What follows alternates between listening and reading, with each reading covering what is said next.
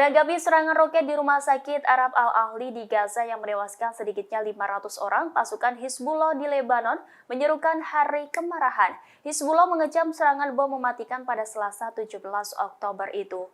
Milisi sekutu Hamas itu pun mendesak umat Muslim dan Arab memenuhi jalan dan alun-alun untuk menunjukkan kemarahan intens. Rumah sakit di Gaza berubah menjadi mencekam setelah serangan yang menewaskan ratusan orang.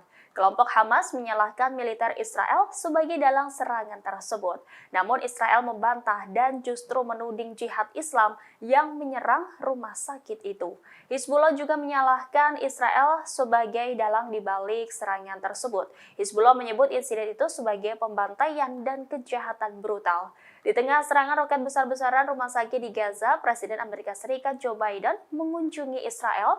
Joe Biden tiba pada Rabu dan mendapat sambutan hangat dari Perdana Menteri Benjamin Netanyahu. Keduanya terlihat berpelukan, kemudian Joe Biden menepuk punggung Netanyahu. Tujuan Biden ke Israel untuk mengajukan pertanyaan sulit kepada rekannya. Melalui kunjungannya, Joe Biden juga berupaya menunjukkan dukungan kuat kepada Israel untuk melenyapkan Hamas, serta menyerukan cara untuk meringankan krisis kemanusiaan di Gaza. Download Tribun X sekarang. Menghadirkan lokal menjadi Indonesia.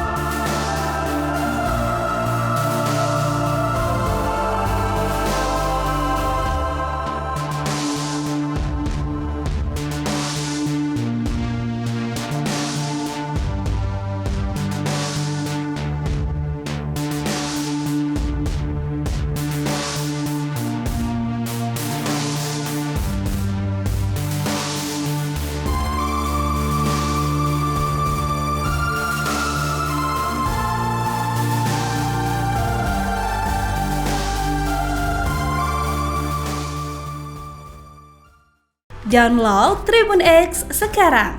Menghadirkan lokal menjadi Indonesia.